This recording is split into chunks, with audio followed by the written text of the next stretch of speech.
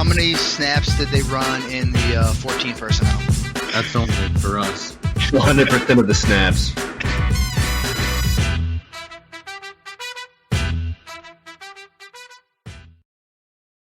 What's going on, everybody? Welcome in to 14P Fantasy. I'm your host, Justin Wright. Today, we are recapping some of the fantasy relevant moves from day one. We're talking winners and losers. Off the bat, just Trent Baalke, loser. Just he's bad at his job. Stop paying mediocre wide receivers. We got four others, though. We're talking James Conner, Christian Kirk, the Steelers, the AFC West as a whole. So before we get into it, though, guys, if you like the channel, subscribe to the YouTube, like the video, comment, questions, all that kind of stuff. Drop it below. We also have the Patreon page over there. You can get our new post-combine rookie rankings, V3, that is also tiered. On top of that, we're going to be dropping post-free agency Dynasty ranks in the next week or so. And the big item on there, if you subscribe to that top tier, we will break down one of your Dynasty teams, 10 to 15 minutes.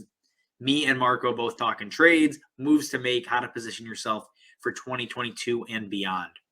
All right, guys, let's get into it. Number one on the list, we said it, it's James Conner. He is one of the clear-cut winners from day one. There were not a ton of fantasy-relevant moves because it's not an overly fantasy-relevant free agent class, but James Conner is a huge winner. Obviously, Chase Edmonds goes to Miami to compete, replace Myles Gaskin. It's a weird combination. But James Conner now, at least as of today, is the workhorse back in Arizona. I think realistically, they're going to add somebody in the draft. Think day three, think Kyron Williams, Tyler Beatty, another pass-catching guy. I don't truly think it's going to be Eno Benjamin as the clear-cut two. They had a chance to feature him last year. Not feature, but even give him a role, and they said absolutely not. So I don't see why that's really going to change this year. But James Conner, he's not going to see the work he saw with Chase Edmonds out. He's not going to be playing 70, 80% of snaps. We saw him break down, which he tends to do with huge workloads. But he's a guy that is going to be the red zone back. He can catch the ball. He still has explosive runs. He could lead the NFL in rushing touchdowns. James Conner, if you're a contending team, is such a clear-cut buy. Go give up a mid to late second. Who cares? Again, if the team's rebuilding, they'll take that for James Conner because some of them will treat this as that, the sell window, that last chance to get him off your roster for something. That's fine. Go scoop him up if you're contending. You plug him in as an RB2 and you're off. May he break down? Yeah, it's James Conner. He's probably going to miss some time. But I don't really think it matters. At the price, James Conner is going to be a workhorse to an extent, and he's an easy buy for a contending roster at this point. Number two on the list, we have just the Steelers wideouts in general. If you had not heard, Mitch Trubisky is now the Steelers quarterback. With everything going on, they were linked to Rodgers and Watson, Jimmy Garoppolo, even Carson Wentz, and they landed Mitch Trubisky. Mitch isn't a real upgrade over Big Ben, to be perfectly honest, and that to me can be a loss because Big Ben knew where he was going with the ball. As a Bears fan, I've watched Mitch. He does not know where the hell he's throwing the ball. He can't read a defense. That's where Big Ben is, mentally significantly better. Obviously, Mitch offers rushing upside and, the ability to buy time in the pocket. But I don't see him, given all the other options, as a big win. And obviously, that means the Steelers wideouts are going to get hurt. If you look at just how they targeted players, I'm talking Big Ben and Mitch Trubisky. Mitch, the 4 years as a starter, 2017 to 2020, 23% of his targets to the running back. So that's great for Najee. 58% of his targets to the wide receiver. When you compare that to Big Ben the last two seasons, only 14% to the running back, which is crazy given Najee and how many targets he just had, but 67% to the wide receivers. Mitch is fine checking it down. He's fine making the safe play.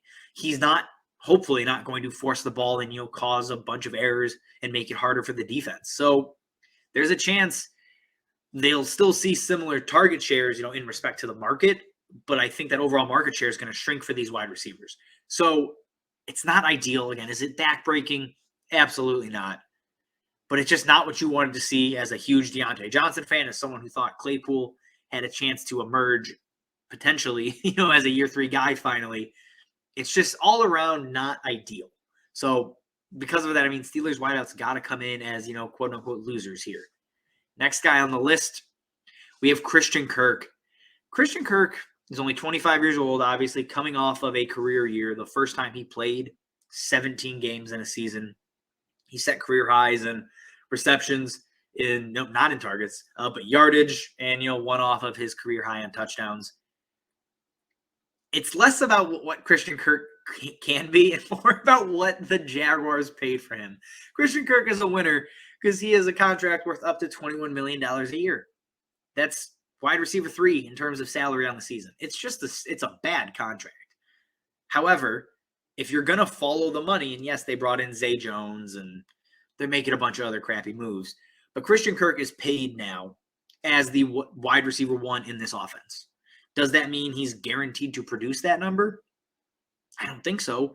However, he now becomes an extremely interesting wide receiver 3 who could get peppered with targets simply to make their investment look good. And again, following the money is a real thing when it comes to fantasy because the people that make decisions are directly invested in these players. So obviously the player they invest in the most, as long as he is not a flat-out bust, will get the most opportunity typically. So Christian KIRK is now that guy in Jacksonville. Between him, Zay Jones, Laviska, Marvin Jones, excuse me, God, there's 2 Joneses now.